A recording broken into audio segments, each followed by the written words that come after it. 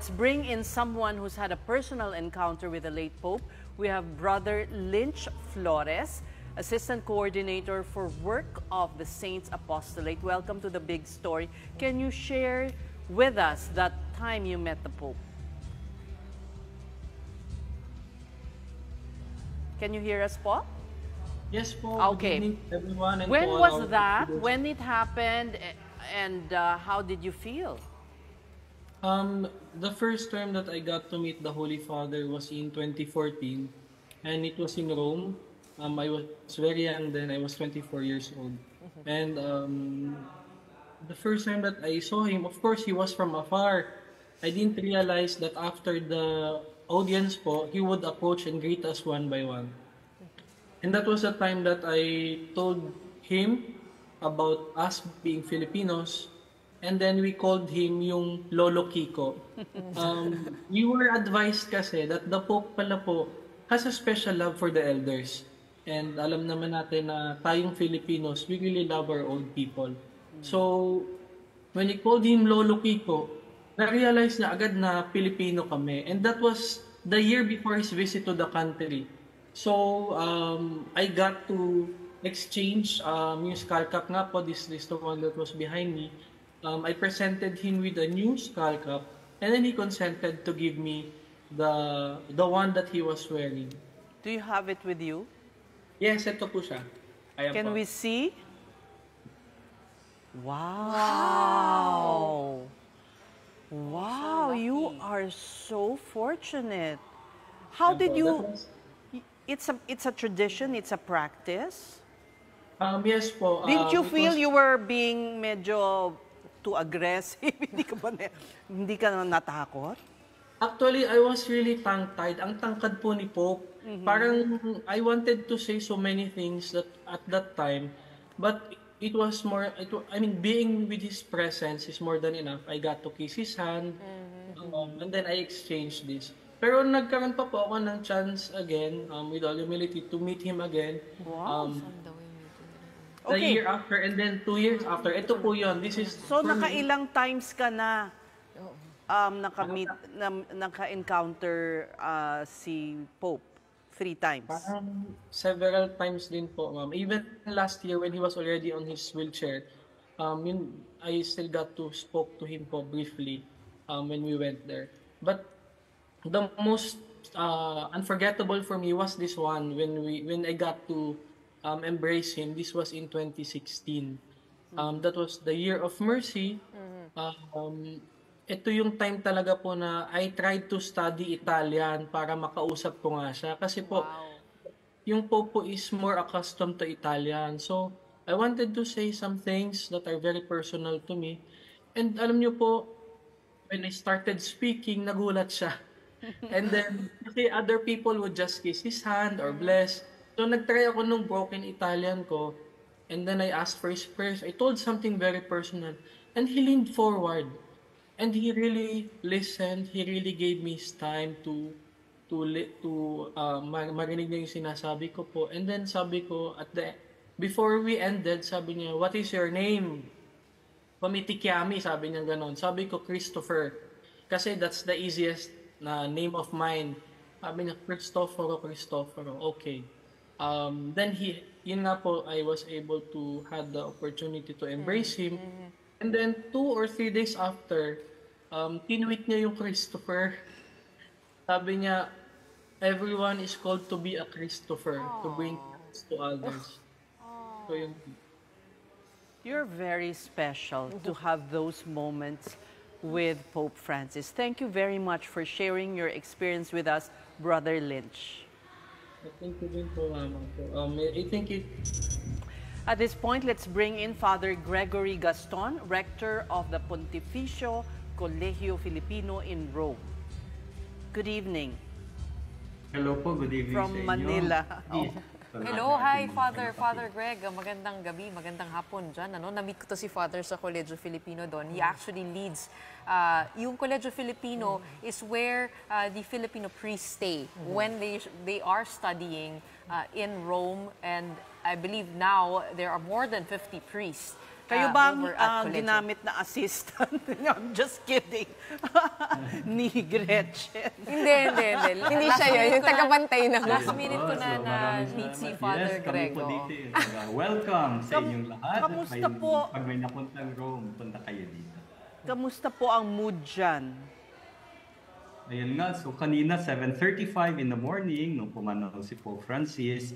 At 7:30 yung aming regular mass dito sa Colegio Filipino.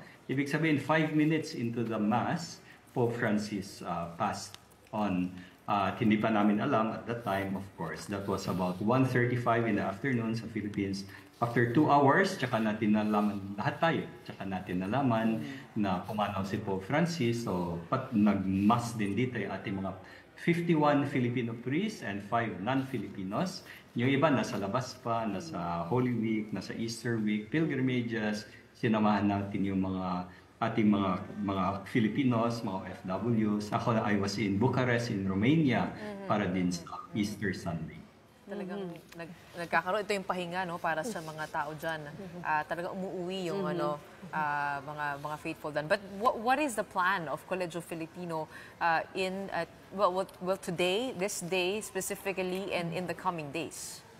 Oh, so as of now, maybe half of our priests are back, but some are still with our OFWs all over Italy, all over Europe din. And then here, of course, we have our daily masses, and then priests may celebrate anytime. So throughout the day, I'm sure there will be ongoing masses, rosaries, our breviaries, also the sisters and the lay people. And then little by little, if you watch the live stream of the Vatican, the Square, Vatican Square, the Plaza, no? Doon makikita natin yung mga tao ay dumadating na rin sa Vatican, sa Square, and sa Basilica. Ang mga cardinal po, inaasahan po ba natin na darating din po at dyan po sila tutuloy? Yes po. So inaasahan namin, hopefully makarating dito Cardinal Tagle, dito naman talaga siya sa Rome. But from Manila, si Cardinal Advincula, and then Cardinal Ambo David of Caloocan, probably darating siya. Hindi pa namin alam si Cardinal Quevedo ng Cotabato, retired. And then si Cardinal Rosales, retired din ng Manila. So yung time frame pala is 15 to 20 days. So mga 2 weeks, 3 weeks ay hindi muna pupunta yung mga cardinals dito. Nandyan muna sila kung saan man sila. Baka yung iba papunta na rin. Although 2 to 3 weeks na logistics. So dito, yung katawan ni Pope. Ngayon, may 2 minutes ago, baka kayo yung unang makibalita dito, no? Basahin ko lang.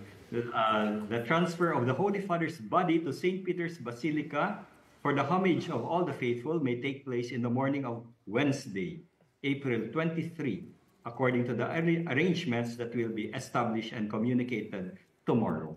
So ito, mga 3 minutes ago, pumasok sa cellphone. What does that mean? What does that mean Paulit-ulit, po? ano pong pakiulit po sa layman's language? Yung gist ay, yung katawan ni Pope will be, yung viewing bali ng katawan ni Pope will be starting Wednesday in the morning, this Wednesday. So Open ililipat coffin siya po? sa Basilica. Open coffin po ba? I'm not sure kung open. Parang open yata dati Oo. Does the Parang Pope tradition. decide that, Father? I mean, before sila pumanaw, sila ba yung nag-i-instruct kung how they want their funerals to proceed? Do they get a say or do we follow strict tradition here? Napakahaba na ng tradisyon ng simbahan. Oo nga Ito kasama. And I think si Pope, yung pinaka-latest na general na reform ng mga procedures, kung anong klaseng coffin, kung saan dadalhin, lahat yan, nung time ni Pope John Paul. So siya ang naggawa ng bagong procedures. And nakaset na lahat yan when it comes to coffin, when it comes to... Although, of course, I'm sure, bawat Pope, kung may gusto siyang i-adjust ng konti, pwede niya naman i-adjust. Pero di ba, Father, we know of the simplicity and humility of Pope Francis. Hindi nga siya nagdadamit ng masyadong magarbo, hindi siya tumira dun sa magarbong lugar. So maybe there will be some of that also in his funeral. Oo, totoo yan. No? Kaya dito din sa kapapasok lang na message, nakalagay dyan. So ilalabas, yung katawan niya will be for public viewing. so Wednesday, April 23, according to the arrangements that will be established and communicated tomorrow. So, ibig sabihin, bukas, may balita tayo kung anong klaseng coffin, anong klaseng arrangement. The choice of where he wants to be buried, that's also, I mean, he made that clear very early on. Right? Yes. Santa Maria Maggiore daw po. Yes, may balita na ganun nga, no? Doon sa St. Mary Major. So, even yung wake, hindi pa natin alam. Although dito nakalagay St. Peter's Basilica yung body niya itong Wednesday. But we don't know kailan naman dadalhin doon sa St. Mary Majors. Okay. Bakit po St. Mary Majors niya gusto? Pakipaliwanag. Very devoted talaga siya sa Mama Mary. In fact, nung na-elect siyang Pope, in-announce niya na he will go on a pilgrimage tomorrow, sabi niya. Hindi niya yata sinabi kung saan exactly, although only to find out na dumiretso siya doon sa St. Mary Majors the following day. No? So may devotion talaga siya. All right, thank you very much, Father Gregory Gaston, Rector of the Pontificio Colegio Filipino in Rome.